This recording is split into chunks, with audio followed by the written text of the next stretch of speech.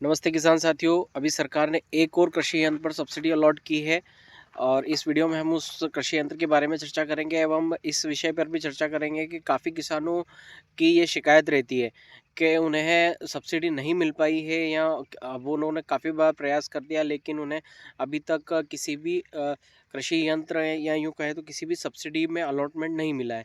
तो ये किस कारण होता है और क्यों हो रहा है किसानों के साथ, ये भी इस विषय पर भी हम चर्चा करेंगे। तो पहले मैं आपको बता दूँ, जिसको जल्दी वीडियो देख कर के जाना है वो ये समझ ले कि कृषि यंत्र जो है वो भूसा मशीन है या स्ट्रॉ रीपर जिसे कहते हैं, उस पर गवर्नमेंट ने सब्सिडी अलॉट करी है। अब वो कब किस दिनांक से किस दिनांक तक है, इसकी चर्चा हम इसी वीडियो में करेंगे। पहले हम बात कर लेते हैं कि किसानों को अलॉटमेंट क्यों नहीं मिल पाती। देखिए, आप जो प्रोसेस होता है, अलॉटमेंट का जो प्रोसेस होता है वो बाय डिफ़ॉल्ट कंप्यूटर के थ्रू होता है, ठीक है? रैंडमली कंप्यूटर सिलेक्ट करता है। ये किसी अगर ये समझते हैं कि कोई बंदा बैठ कर के सिलेक्ट करता है या लकी ड्रॉ के माध्यम से होता है, हाँ, होता लकी ड्रॉ के माध्यम से है, लेकिन कंप्यूटर बाय डिफ़ॉल्ट सॉफ्टवेयर के थ्रू उसमें वो पब्लिक को उठाता है या यूँ कहें तो उस पर्टिकुलर नंबर ऑफ कोड को उठाता है। आप जब भी एप्लीकेशन डालते होंगे, कोड जनरेट होता है, वो उस कोड को उठाता है। वो एक रैंडम प्रोसेस होती है, आप उसमें कुछ नहीं कर सकते हैं या ऐसा कोई विशेष उसमें टेक्निक नहीं है कि आपका नाम उसमें आ जाए।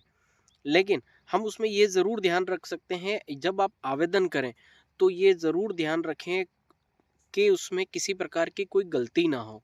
स्टेप बाय स्टेप प्रोसेस करें, या अगर आपसे नहीं हो पा रहा है या हो सकता है कि टेक्निकली कोई इतना परफेक्ट नहीं होता, तो जो टेक्निकली बंदा जानता है, आप उसके थ्रू करवाएँ, या जो ये मोबाइल कंप्यूटर्स के ऑपरेटर्स होते हैं, उनके थ्रू करवाएँ।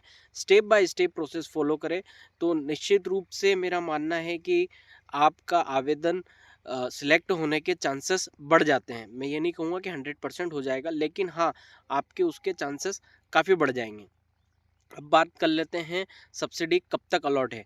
तो सब्सिडी 22 जनवरी से लेकर के 2 फरवरी तक इसके आवेदन खुलेंगे एवं 3 फरवरी के रोज़ लकी ड्रॉ के माध्यम से जो जिसको अलॉटमेंट होगा उसका नाम पोर्टल पर शो किया जाएगा।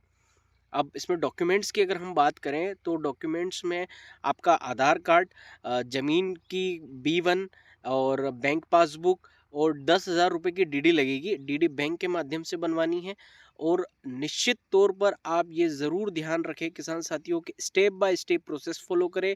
किसी जानकार व्यक्ति से करवाएँ जो निपुण हो, टेक्निकली काफ़ी अच्छे से फॉर्म फिलअप करना जानता हो, आप उसके थ्रू करवाएँ।